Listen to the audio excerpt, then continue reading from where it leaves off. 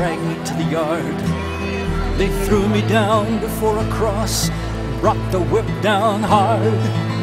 "Carry it," they shouted, as I struggled to my feet.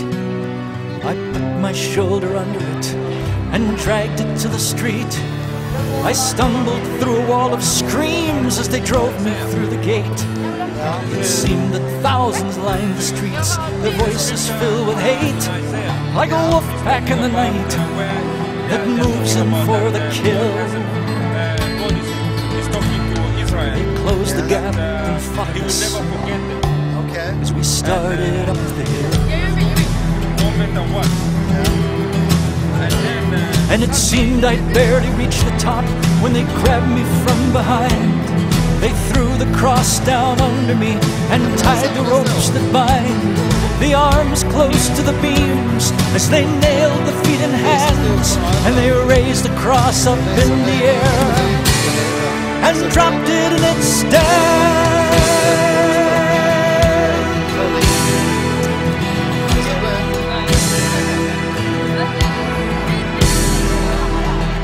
Through a blur of pain, I saw the cross there next to mine.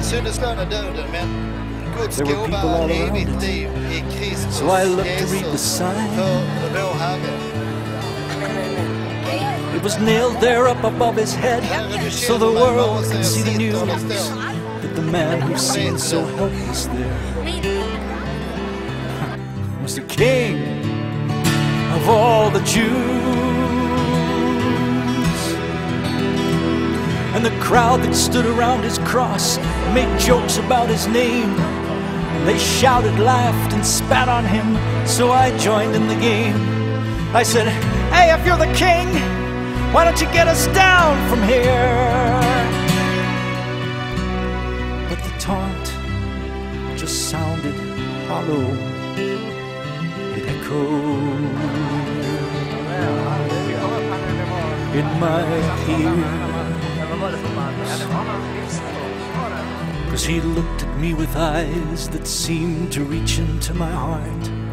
They shone a light on all my lies and tore my life apart. There was more that lay behind that gaze than simply blood and clay. But knowing was too much for me. I had to look away. But I chanced another look at him while he was looking down, where the soldiers who just crucified us drank there on the ground. And although he spoke them quietly, somehow his words came through. He said, "Father,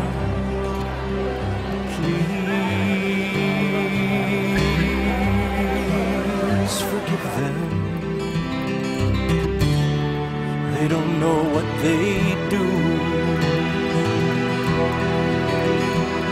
Then, as if they'd heard him speaking, the crowd began to roar, whipped to frenzy by the priests who urged them on to more. But the worse the accusations now, the plainer I could see the guilt of the accusers, not the one there next to me.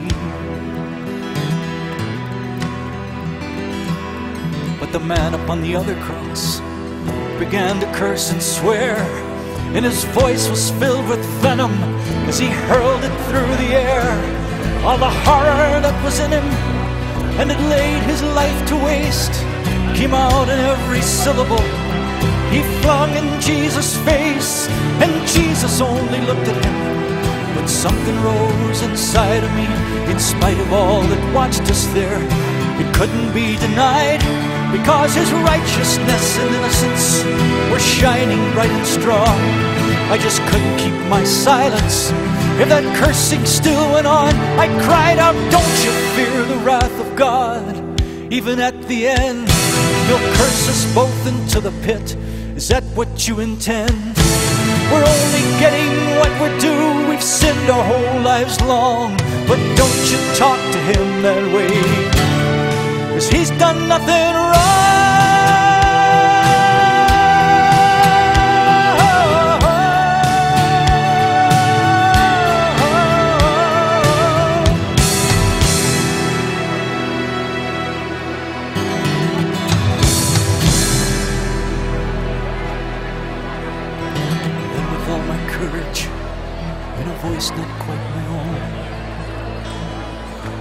asked him, Lord, remember me when you're coming to your throne.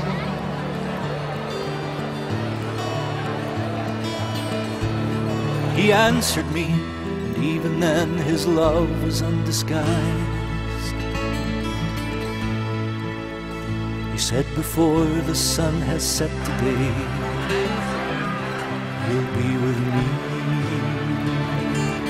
Känns det här, Daniel? Känns det bra? Paradise. Du är nöjd med dina medarbetare idag? Ja, jag kan sitta här och... The shouts and curses did not stop even when the sunlight ceased. But somehow in the midst of it, my soul had been released.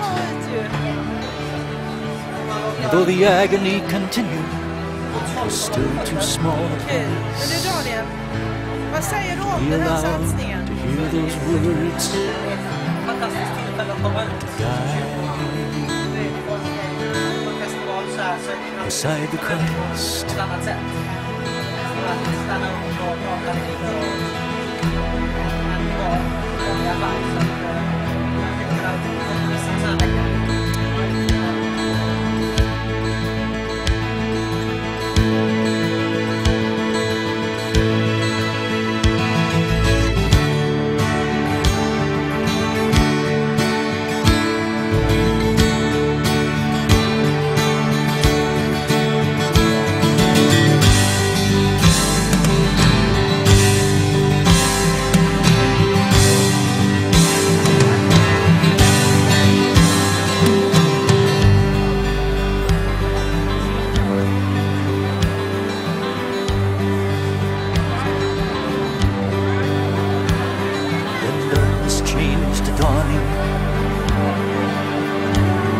And I heard the sound of voices. The air was warm around me. I stood beside a stream, and Abraham was speaking to the multitudes before him, the unfolding of the answer to our prayers and hopes and dreams. Then far across the chasm came a rumbling like the thunder, and the Prince of Peace came shining from his mouth.